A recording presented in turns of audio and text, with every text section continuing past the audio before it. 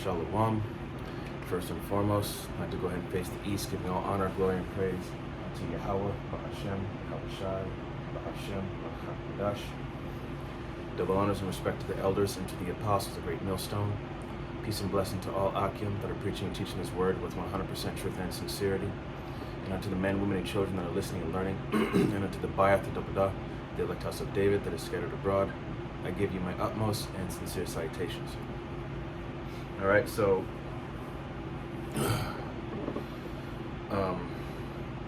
this afternoon's lesson is about the topic of trust. Okay, and living in the times that we're in, trust is a very hard thing to come by these days. And the only people you can really trust is those that are in the faith. 100% truth and sincerity. Okay, and ultimately Yahweh B'Shem Yahushai. Even if your family members seem like they're doing good for you, even though they don't particularly agree with you being in this truth, if they're not with it, then you really can't trust them, because in these last days, the Lord may have mercy on them, make a believer out of them, or He may knock them off. I don't know. Whether it be your friends, your family, your loved ones, etc. Trust. It's something to really think about. The trust is, to rely on someone. Can you count on someone? Will this person have your back? Okay.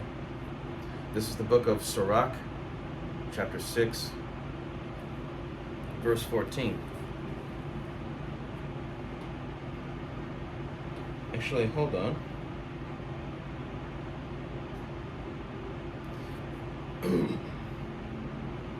Actually,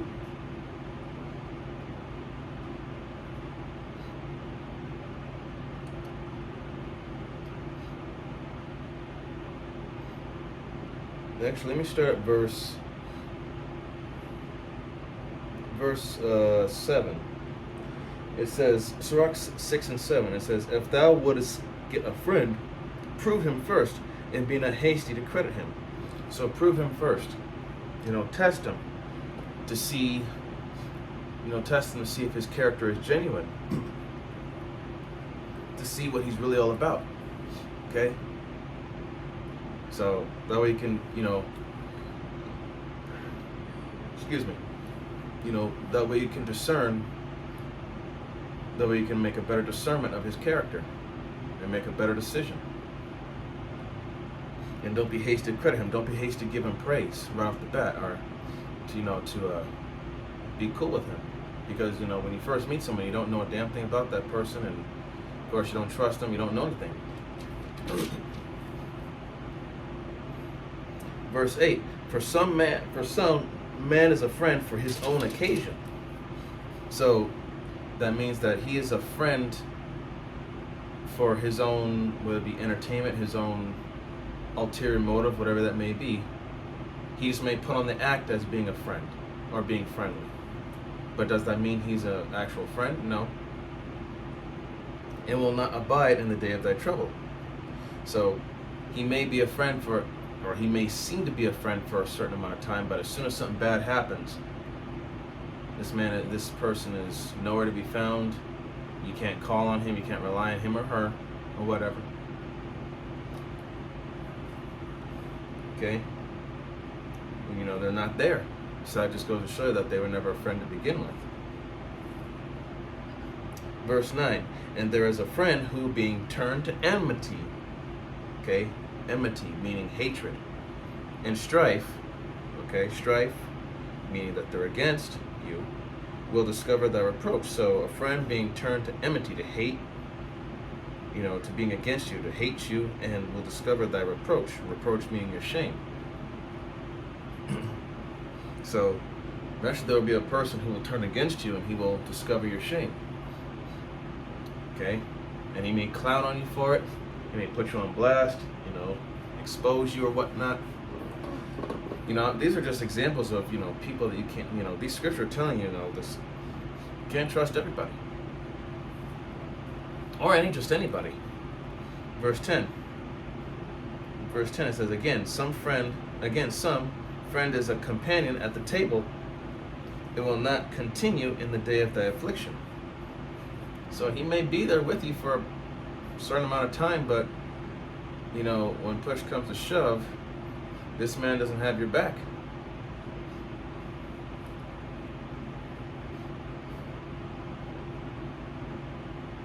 Okay, now we're going to go down to, let's see, there we go.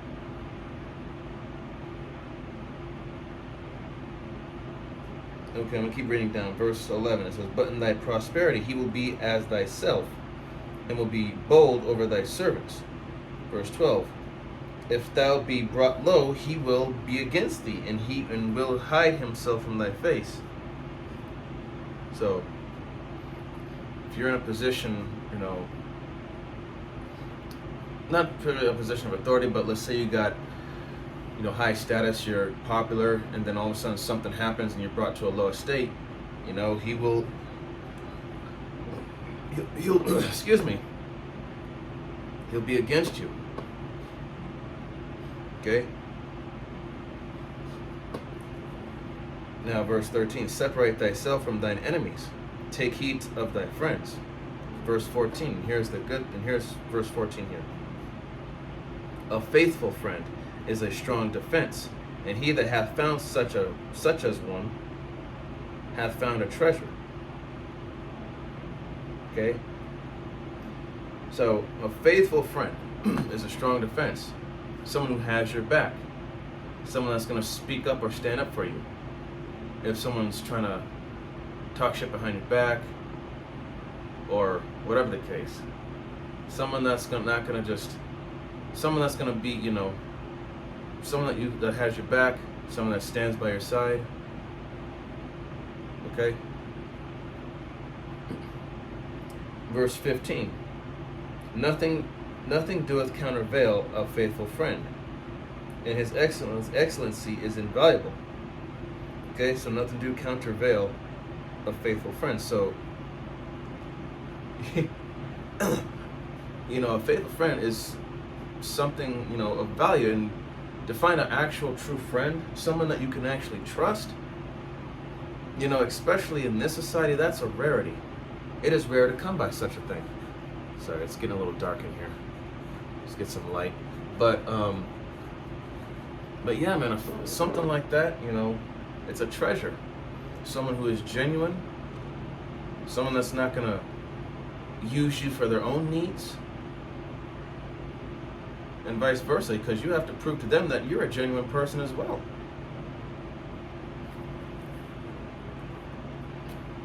Okay, and verse 16, a faithful friend is the medicine of life, and they that fear the Lord shall find him. Okay, a faithful friend is the medicine of life. Someone who's gonna help you when you're down, or give you that one good kick in the ass to get you to snap out of your stupor, or your discouragement, or just in a state of being down. A friend's gonna help you. A real friend will help you. A real friend will have your back. A real friend is not gonna slander you. A real friend is not gonna use you use you or expose you, or try to put your reputation to shame. A real friend is someone that does the opposite of all those things. Okay? And like I said, a real friend, a person you can actually trust in this society, if you could find that, all praise to Yahweh B'Shem Yahushai. Okay, we're going to go to Proverbs.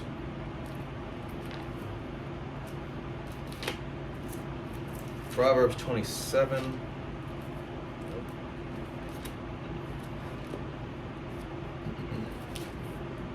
Get there real quick here. Proverbs 27 and 6, and it says, faithful are the wounds of a friend, but the kisses of an enemy are deceitful. In fact, actually, you know what? Let me go up a script. Let me go up one verse. Verse 5. Proverbs 27 and 5. Open rebuke is better than secret love. Verse 6. Faithful are the wounds of a friend, but the kisses of an enemy are deceitful. Okay? Okay? A good saying that goes with that: the truth hurts, but lies heal. Okay? So think about that. The kisses of an enemy, they're just there to make you feel better, just to coddle your feelings, right? But a faithful friend is going to tell you the truth no matter how much it hurts. And why is he doing that for? For your own good, because he cares. Okay? So, constructive criticism is much better than empty praise. So you gotta be aware of the people that you deal with. Like, which ones can you actually trust? Which ones can you tell they're actually genuine, and they're gonna tell you like it is? And at the same token, same time, they're not gonna use or abuse you. Okay, and they have no need to or desire to. Okay. All right. It's gonna be the book of Proverbs again. It's gonna be chapter 25. Chapter 25, verse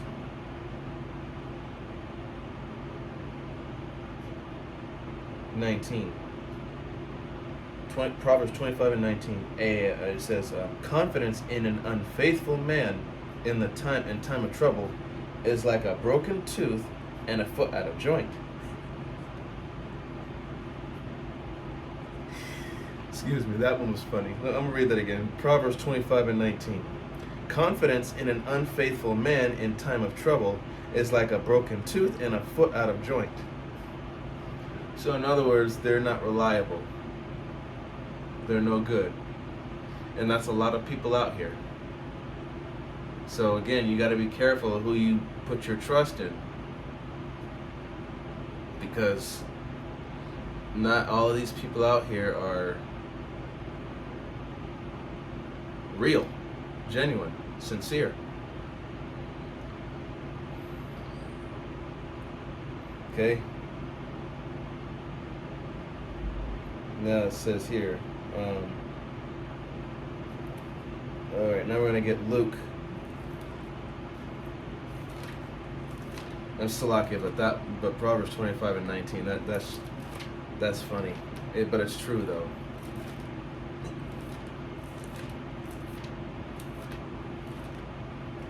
Okay, Luke 16, and this was a scripture that I went over in my previous camp. It's going to be Luke 16, verse 10.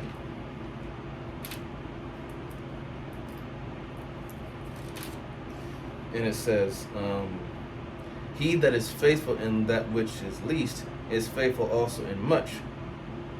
And he that is unjust in least is unjust also in much." Okay, so if you are faithful, let's just say, if you are responsible or can be relied on in small things, then you can be relied on to handle bigger things, bigger responsibilities. But it says, and he that is unjust in the least also unjust is also, excuse me, let me read it again. Luke 16 and 10. "He that is faithful in that which is least is faithful also in much, and he that is unjust in the least is unjust also in much." So, if you can't be trusted to handle something of a little matter, how much more can you not be trusted to handle bigger responsibilities or a bigger matter?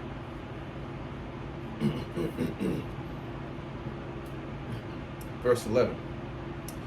"If therefore ye have not been faithful in the unrighteous mammon," so if you haven't been faithful in worldly riches, who will commit to your trust in the true riches, which is the riches of heaven, this knowledge, wisdom, and understanding? If we cannot trust you with worldly things, how are we to trust you with this?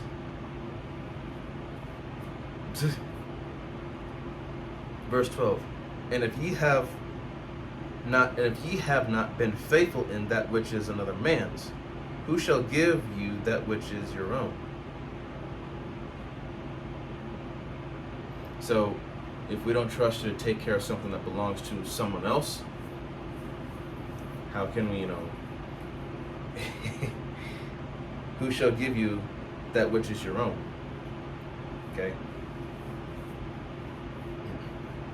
So, trust is, the two things that the majority of the society lacks. Two things that the majority of the society lacks, if not almost all of the society, is respect and trust. And respect, I can see why, because these people are prideful as all hell. They have a very condescending demeanor about them. They look down on each other, like, oh, I'm better than you. Oh, I got this. I'm untouchable. You ain't shit. The whole, that's just being just utterly disrespectful. Thinking that you're better than somebody when really you're no better than anybody else here. And trust, because people like to screw other people over for their own means. It can be for whatever reason. You either got something that they want, or they just don't like you, or whatever the case. Okay? And that's the society, that's America for you in a nutshell. This place is, it lacks respect, it lacks trust, and ultimately it lacks order. This is Sirach chapter 35, verse 12. And it says, Sirach 35 and 12. Do not think to corrupt with gifts, for such he will not receive, and trust not to unrighteous sacrifices unrighteous sacrifices. The Lord is judge, and with him is no respect of persons. So you can't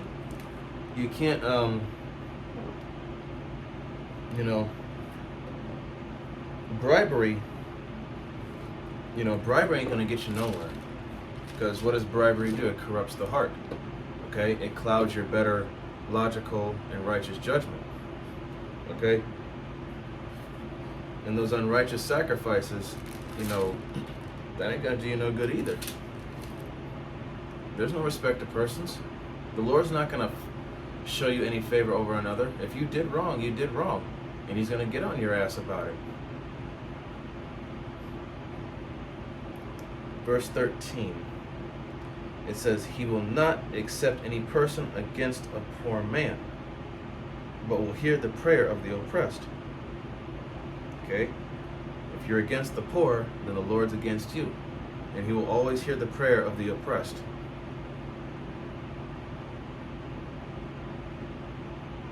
Okay,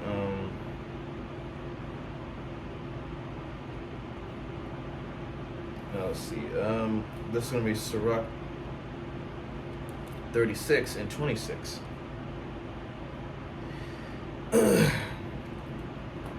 It says, who will trust a thief well appointed, that skippeth from city to city? So who will believe a man that hath no house, and lodgeth wherever so the night taketh him?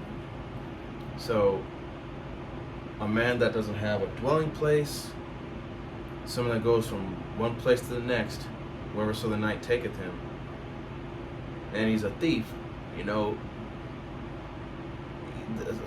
person of the night, someone that just moves around, goes from place to place, taking whatever he can.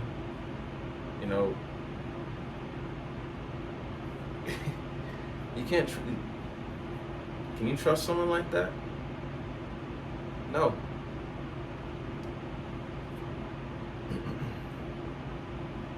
Okay. Now this is I'm gonna close out with this. This is gonna be John, the book of John, chapter 15.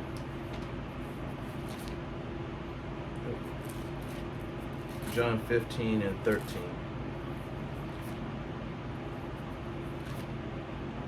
And it says, John 15 and 13, greater love hath no man than this, that a man lay down his life for his friends. Verse 14, ye are my friends, if ye do whatsoever I command you. Okay? So, if we do as the Lord commands, we are his friends. If we are faithful to him and we put our faith and trust in him, we are his friends. 15, henceforth I call you not servants, for the servant knoweth not what his Lord doeth, but I have called you friends. For all things that I have heard of my Father, I have made known unto you. Okay? So, by doing this work, keeping the faith, and doing what is commanded of us, we're showing that we are trustworthy in the sight of the Lord, and that we trust Him because He has our back, right? So, and also amongst the brotherhood too, because iron sharpens iron. We build each other up. We help each other become better. So,